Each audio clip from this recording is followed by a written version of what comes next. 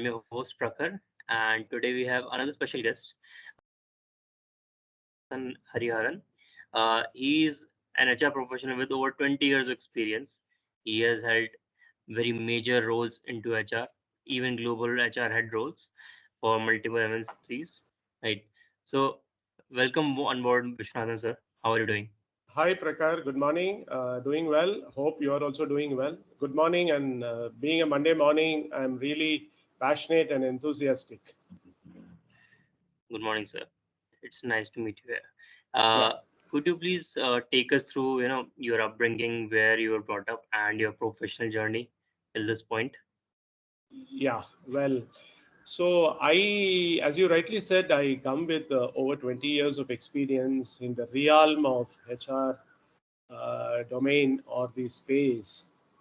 Way back in 1990s, late 1990s, where you know how a HR function in those days, we call it as personal function, where it is more of taking care of the statutory compliances,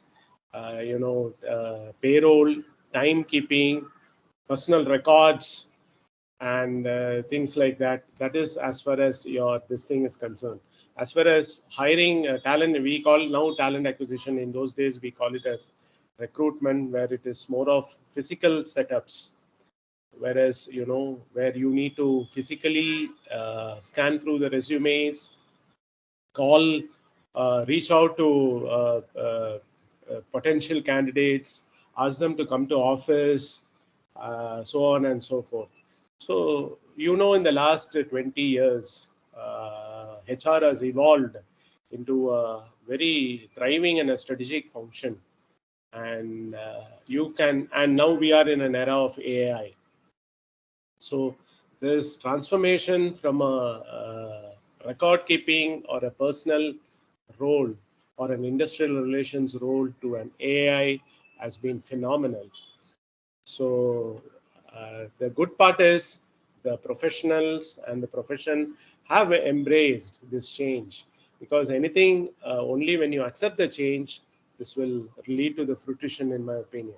So time and again over the last 20 years, things have been evolved into a more strategic function, and this recruitment has been replaced by a talent acquisition, and the personal records, industrial relations have been uh, replaced by HR management or HR strategic role, where people are no longer required to maintain or follow the process. It is they take decisions on each of the processes. So that is a subtle difference between the two. Here people have been empowered, HR professionals have been empowered to take decisions. They think long term, they have a vision as to how the people function has to work now and in the next 20 years or 30 years from now. So that has been phenomenal transformation, where the employee engagement activities, HR strategic role has come into place. And the more important thing is HR has got a place in the board. So HR has got a seat in the board of that is a major transformation, and Right. definitely that is one of the very major transformation, and HR professionals have become very successful leaders, and many of them have occupied the role of CEO in every organization. So that way, this HR function as such has been transformed into a leadership function. It is no longer a managerial function. It has become a thriving leadership function, and I'm glad that I am part of that journey. That's great, sir. Uh, so clearly, you have seen how the HR function has evolved from the late 90s to, the data-driven AI/ML era. Uh, could you also tell us about your roles? You have held great roles like the global HR head of core competence. So what did a day in your life look like, and what kind of decisions were you involved in? Yeah, the core competence is basically I work for a US based company where we have multiple offices in New Jersey, India, Canada, and in Middle East. So I was managing a software team. It is a 500, close to 300 to 500 member. At that point in time, it was 350 to 400 member organization, and they are into very specific technical skills. They are into Microsoft Dynamics 365. They are into Microsoft framework, ERP, Microsoft ERP. They are into Microsoft ERP. So I got an opportunity to work closely with the leadership team there and put forth some of the progressive HR policies and practices for the software engineers, for them to enable to perform the role effectively. See, here you play a facilitator role. How you enable them to Right. perform the role effectively? Suppose there is a short for talent, there is a dearth of talent. Let us say uh, Microsoft 365, there is a shortage of project managers. And but how do you fill this gap? You always will not get talent ready-made in the market. There is always a war for talent. So how do you enable? Still, there is a client at one side of the spectrum where you need to satisfy the client by putting the right resources in the right place. Because end of the day, for the client, deliverables matter, right? So how do you, for example, if there's a shortage of 365 Microsoft 365 personnel, so how do I bridge the gap? So what I did was is one of the examples I can quote is I didn't go for lateral hiring because I know wherever you go there is a shortage of talent. So I picked up an Right. I got I went and informed the client in one of the meetings, because it is normal practice where the leaders have a fortnightly meeting with the clients just to address some of the client needs. So in one of the meetings I told the client honestly that there is a shortage of talent.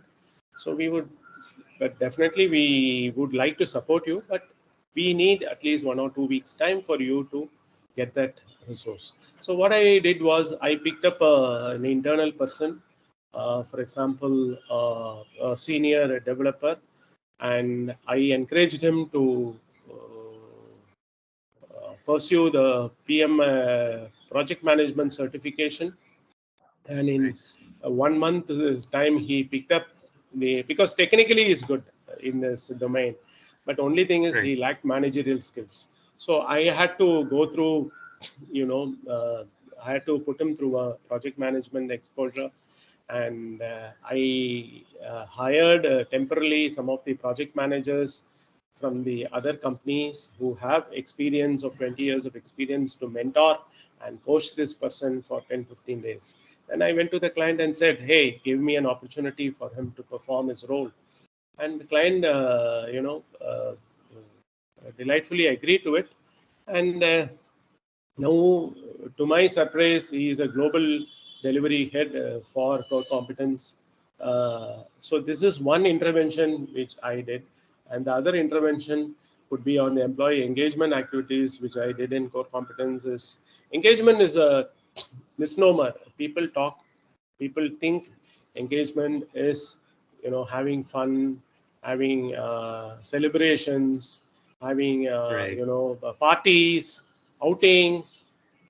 That is all only 1% of the total engagement. The real engagement comes in engaging employees, in giving them the right role, right work culture, in asking him, hey, what are the challenges you face in this job?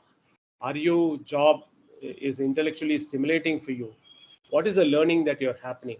How many people you have developed in the last 1 year or 2 years in the company, from where they are to where they want to go? How do you bridge those gaps?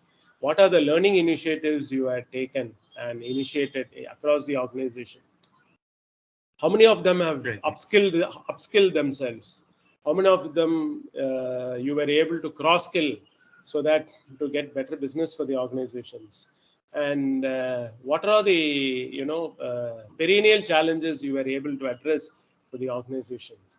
It could be talent, it could be not meeting clients expectations on time, going back to the client. So how is your communication flow happening in the organization? So these are some of the engagement initiatives which I put forth for the managers at core competence. So these are some of the live examples which I can touch upon. Right.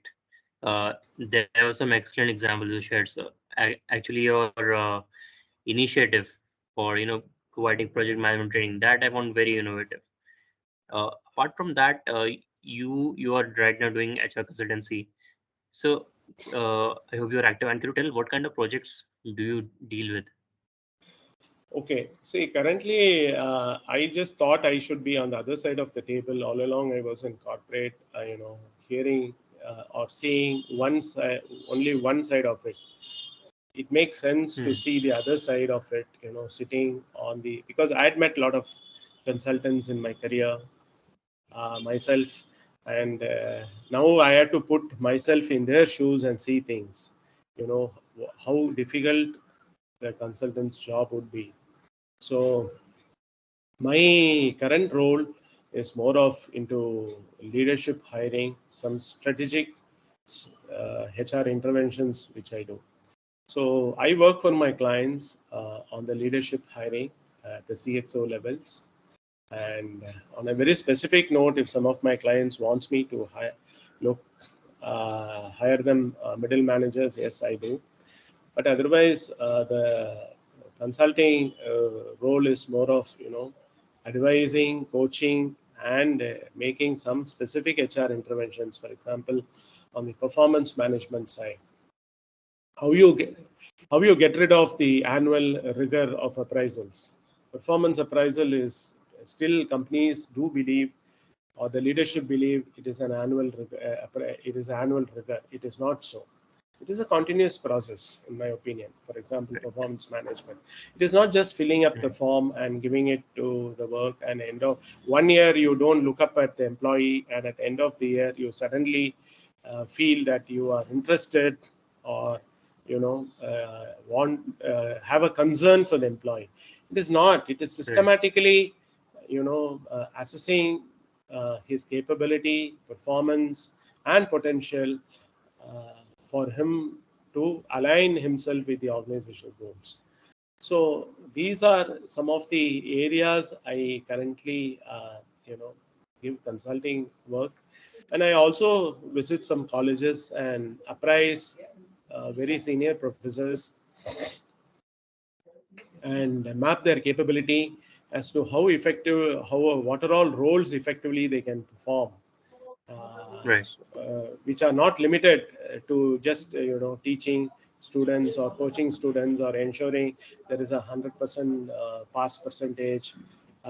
What are all research methodologies they can take and ensure that the or a institution building happens. So these are some of the areas where currently in the last 5 or 6 months now I'm focusing, and hope to continue this drive. That's great, sir. Uh, could you tell us what are the skills required to be an HR consultant? Because there are a lot of esteemed companies like Aon, and I've heard that they require like 4 or 5 years experience to get in. Okay, see, first you need to have the right mindset, Pragar. That's what I feel. Consultative mindset is required. It is different from working in a company or an organization. Here you need to think differently to be a consultant. Uh, you need to give solutions to your client. That is very important. Right. What type of solutions you can provide? Because they know what is to be done. You Hmm. should tell them what they don't know. That is the role of a Right. consultant, and for that you should identify what they don't know or what they are aware of. Each one of us may not know everything, right? You and I may not know everything, but knowing what we do not know is very important. So that way, Correct. consultant need to have the right mindset to give solutions to the clients. It could be McKinsey, it could be Aon, and things like that. So probably, if a problem statement is given, you need to study the problem and come out with the different options, and you have to give a solution uh, with 2 3 options for them to take the solutions. That is the role of a consultant. It is not that you need to give a ready-made solution. Ready-made solution will definitely the client will already have with them.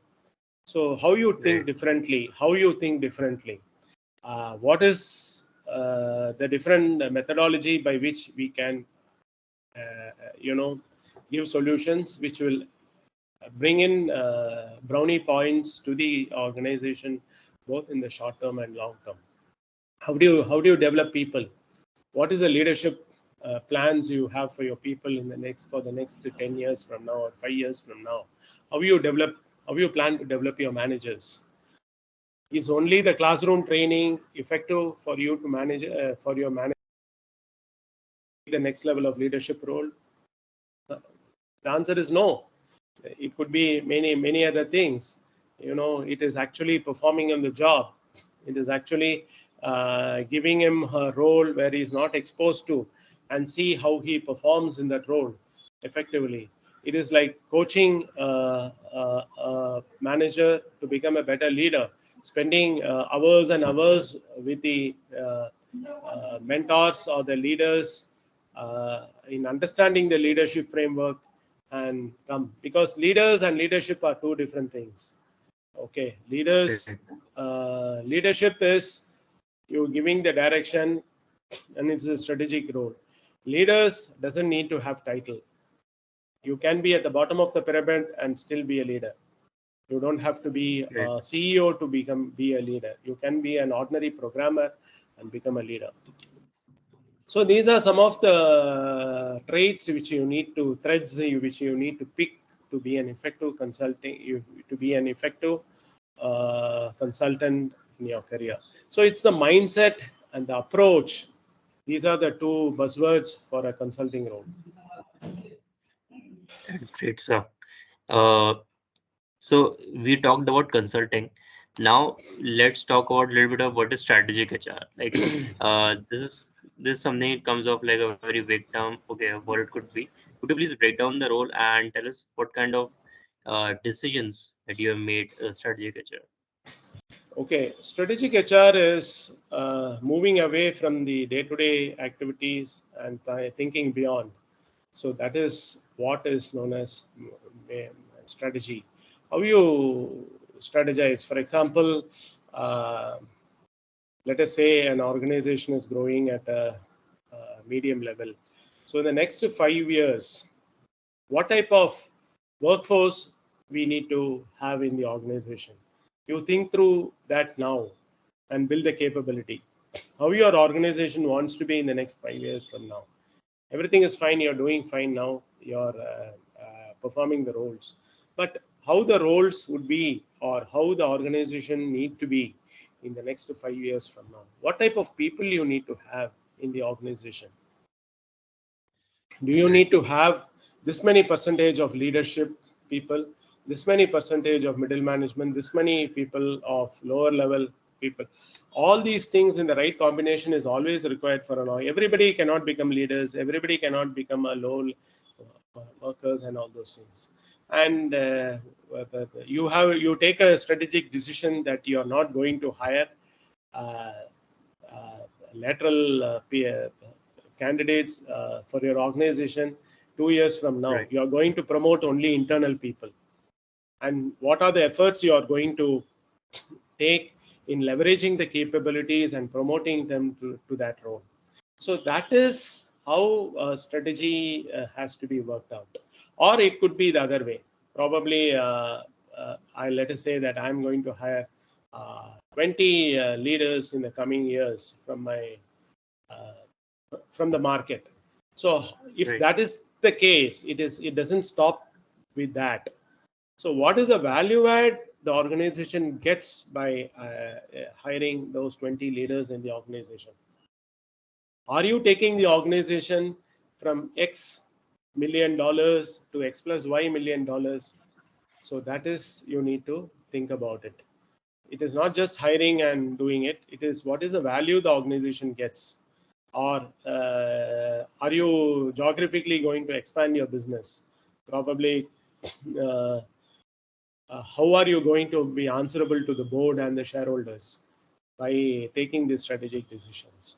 So this is some of the strategic roles you need to look at from a HR standpoint. How your organization needs to be agile, how your organization needs to be a learning organization, where there is a continuous pursuit for learning at all levels. Even CEO, you take strategic decisions, ensuring that your CEO also learns every day or every month. He sits through in a year, he sits through at least 2 training programs. So, what is the self development you are going to give to your CEO, to your leaders? So, these are all strategic role which you need to take. You shared some awesome insights, sir, and you gave us a glimpse of how the strategic decisions actually look like. You mentioned a very important keyword, agile, and it is usually something which is mentioned heavily in the IT, right? Uh, so could you tell us how HR can contribute to making a agile organization? What does it look like? See, agile organization is an organization which is young in thoughts. It is not young in roles or this thing. The thought should be very young, should be fresh, serene, and evergreen.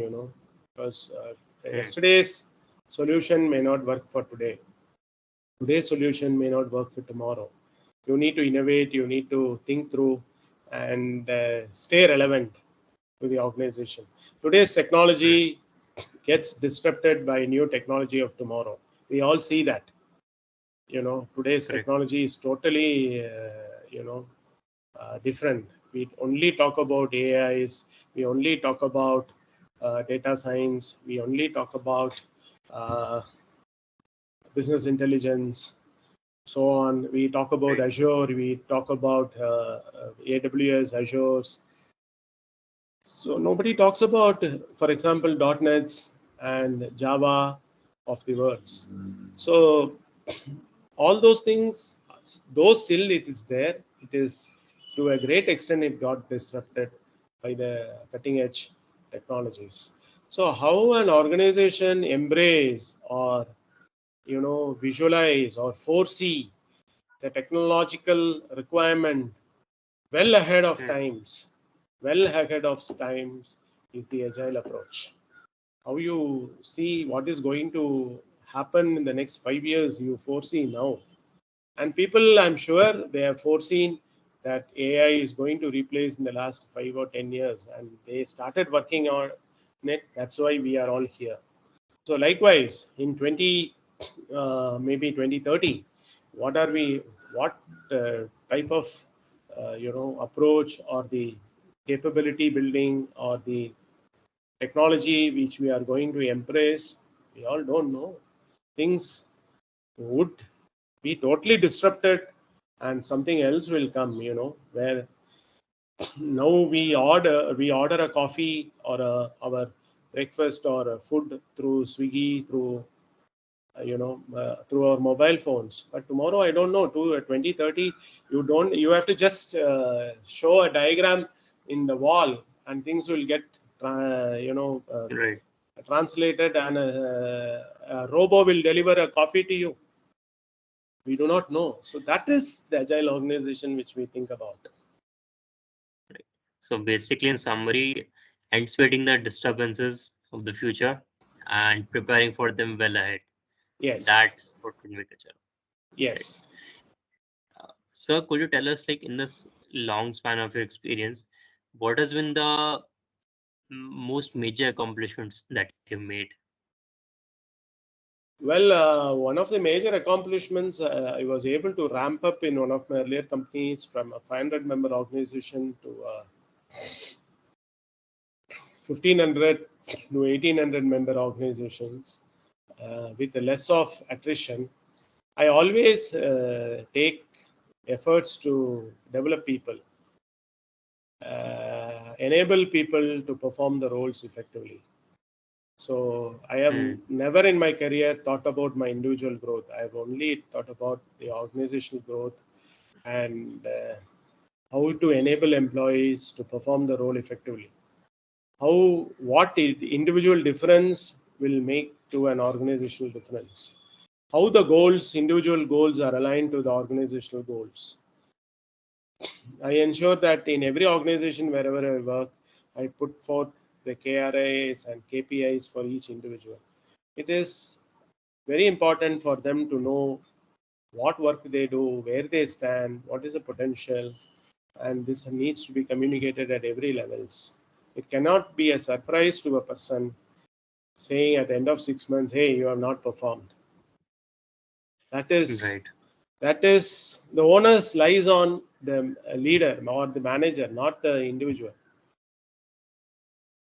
The sad Right. part is we all, point fingers on the people who have not performed. But what have we done to enable them to perform? So that is very important. So these are some of the things which I had, you know, consciously thought about in my stint in corporates, and definitely I've already also developed some of the leaders, identified some of the potentials, and enable them to perform a bigger role uh, by being, you know, one among the leadership team. Yes. That's great stuff. Uh, if we can clearly see the kind of impact that you made, right, and like make creating organization and expanding it, it's a major challenge, and especially when you triple the size of it, right? Uh, so we're coming close to the end of this discussion. Uh, could you tell us like what are the emerging trends that you see in the field of HR and how they will impact the profession? Well, the emergent tomorrow's HR will focus on uh, employee well-being and the organizational well-being, healthy organizations. Today we are talking about employee well-being, which is very important. The mental state of health of an employee, which is very Right. important for an organization to survive. And we are already moving towards healthy organizations. Okay, and definitely AI is there to stay. It is already there. The presence is already felt.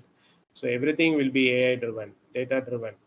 Uh, it is no longer paper and pen methods. The data will speak. Data will enable you to take decisions.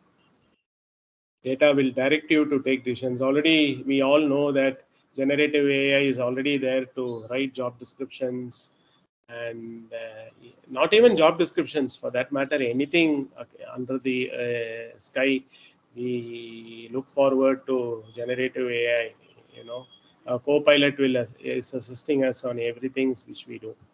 And the more important thing is power skilling, how a person skill himself.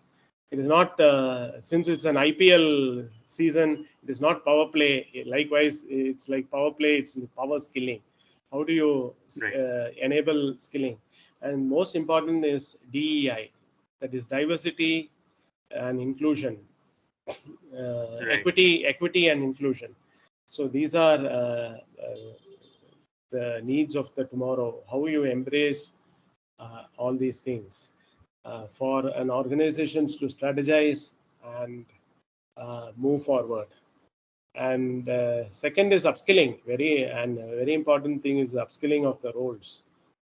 How do you constantly learn and contribute to the organization growth? Great. And the last but not the least is the leadership. How you develop leaders effectively and ensure that there are no shortage of leadership talent in the coming years. Because unless you do not have a leader, you know, things will collapse. You know how MS Dhoni is celebrated as a leader, even though now today he's not a Hmm. captain of the CSK. So that talks about individual capability, that is the leadership in MS Dhoni. So it is Dhoni's. For I'm just giving you an analogy. That's what. So why Right. MS Dhoni is celebrated is because of his leadership skills. No, nothing else. How you remain calm during crisis situations. How you don't, scold or your teammates when they make mistakes. You own the responsibility. How you perform your role when required. How you when you pitch in. Another important things of HR is, if required, you need to be ready to pitch in at any point in time, which Dhoni has always mastered. When he comes and bats at 6 or 7 down, he ensures he entertain the crowds, and there's a lot of expectation, and he never fails to entertain the crowd. So if required, Right. you need to perform. So that type of mindset is required. So I'm just giving these understanding for an easy this analogy for an easy understanding is, somebody is celebrated because of leadership. So that leadership pipeline should not go down the drain. So that has to be looked at. So these are some of the facets which you need to look at in the coming days for HR to perform effectively. Great. I hope that viewers will get some idea about the challenges that they're going to face in the organization, and they can prepare well ahead. Looking at these trends in HR. Uh, Great, sir. So I believe that we had a wonderful discussion, and we have come to the end of it. And I'm quite sure that our audience will gain immense value from our interaction. Uh, I'd like to thank you for your valuable time that you devoted to us uh, early morning on this Monday. Right. Thank you, So Prakar. thank you so. Thank you, Prakar, for giving me this opportunity to share some of my insights. And I hope this will be useful to the students. And same here. I'm equally delighted and thankful to you, both of you, and both to you and for your institution and organization, whatever it is. Thank you so much. Thank you so much, sir. Uh, so, till this point, we'll be closing the session, and I hope that all of you had a great time, and it was a great learning session for you. So, till that time, keep stay tuned, and we'll be back with another special guest for more learnings in the HR field. Till then, keep learning, keep growing, and have a good day.